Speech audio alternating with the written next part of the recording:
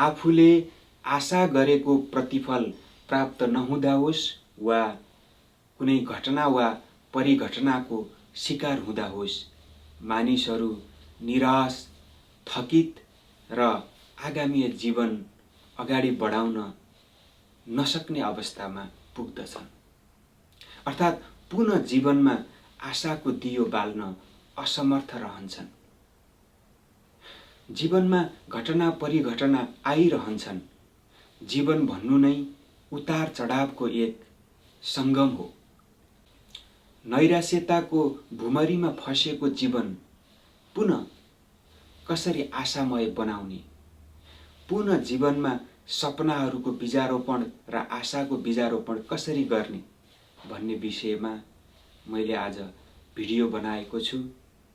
अन्तिमसम्म हेरेर साथ दिनुहोला र हाम्रो कर्णाली फोकी युट्युब च्यानललाई सब्स्क्राइब गरिदिनुहोला।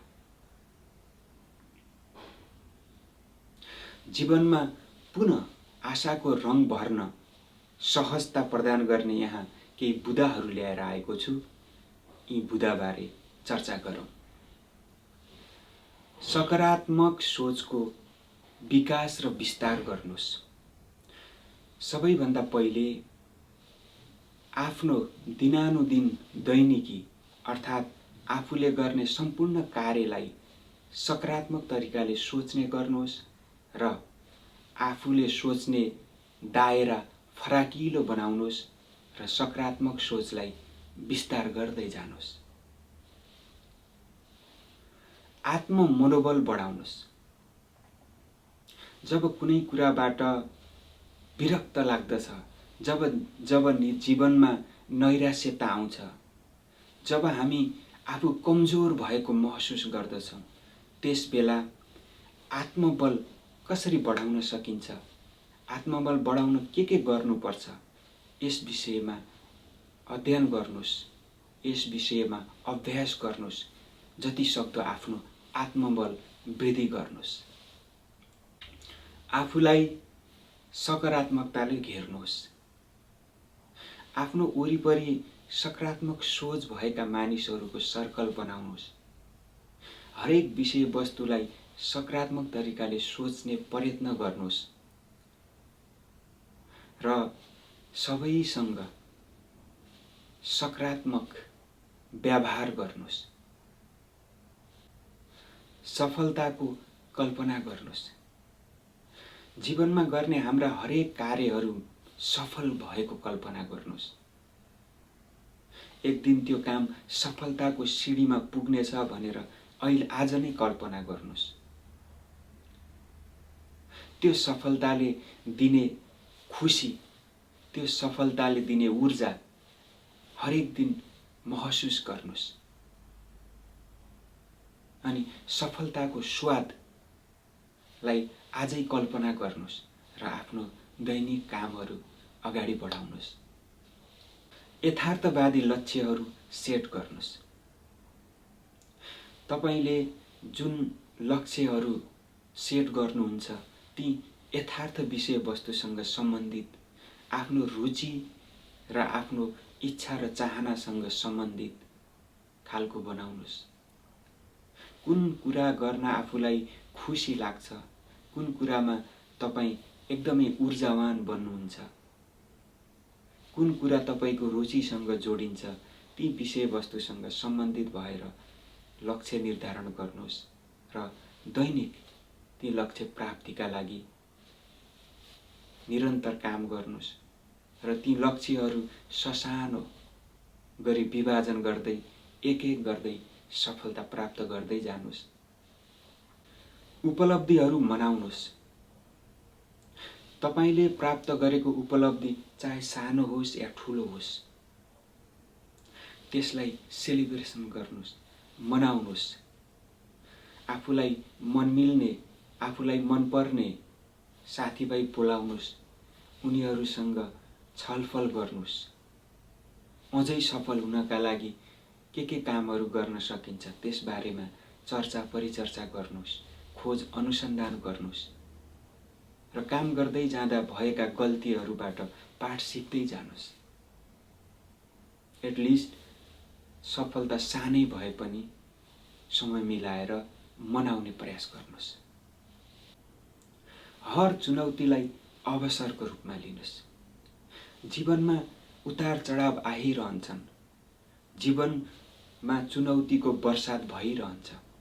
हो, ती चुनौतीलाई अवसरको रूपमा लिनुहोस्। तपाईले सधैँ कम्फर्ट जोनभित्रै बसेर काम गर्न सक्नुहुन्न। कम्फर्ट जोनले तपाईको प्रगतिमा बाधा हुन्छ। त्यसैले तपाईको जीवनमा असहजता आउँछन्, चुनौतीहरू आउँछन्, दुःख पीडाहरू आउँछन्, विभिन्न उतार चढाव आइरहन्छन्। हो, ती उतार चढावमा पनि आफूलाई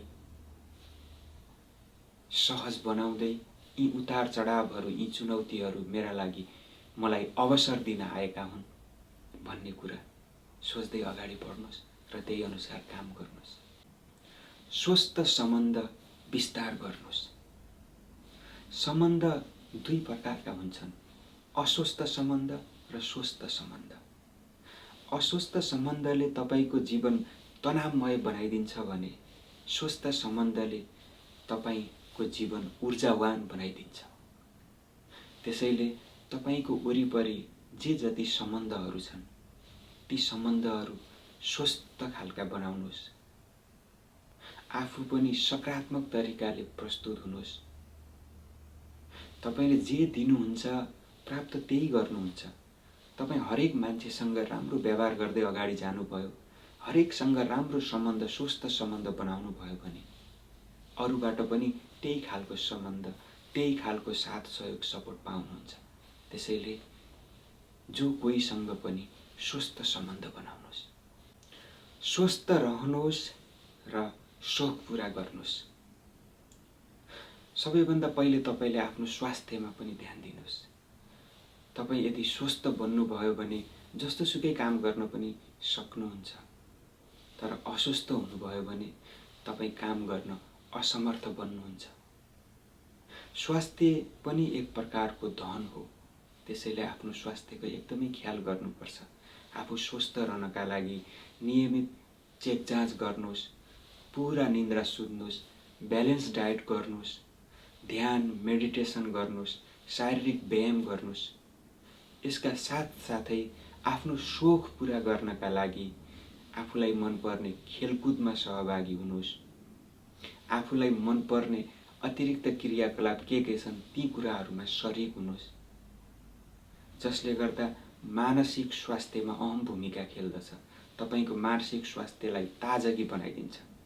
त्यसैले स्वस्थ रहनुका साथसाथै आफ्नो शोक पनि पूरा गर्दै जानुहोस्।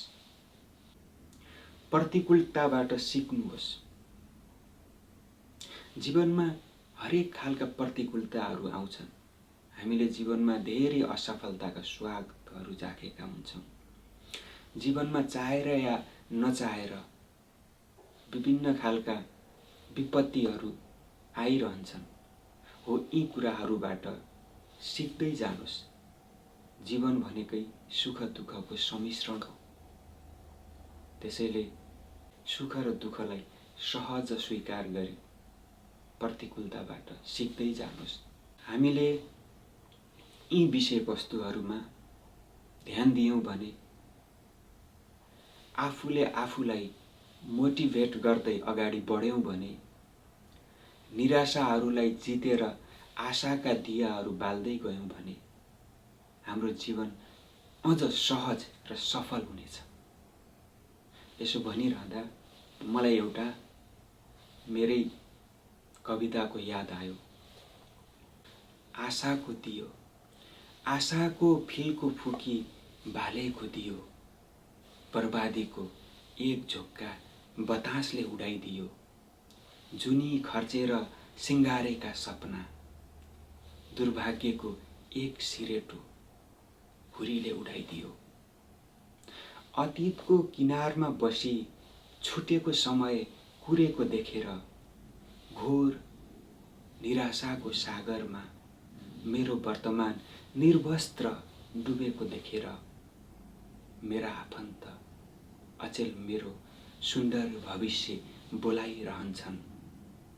एउटै रेखामा चल्दैन रे जिन्दगी, नथाक भन्न उतार चढाव आइरहन्छन्। विपत्तिको गर्जन घरभित्र पुग्नासाथ कोही समर्पणका आँसु बगाइरहन्छन्। थिलो थिलो परेको जिन्दगी, थिलो थिलो परेको जिन्दगी सुक्न नदिने सल्लाह दिँदै कोही निष्पट्ट अन्धकारमा फेरि आशाको दियो बाल्न सम्झाइरहन्छन्। हुन्छ त साथीहरू, यस्तै सुन्दर दृश्य र जीवन उपयोगी विषयवस्तुका साथ पुनः अर्को भिडियोमा भेटघाट हुने नै छ।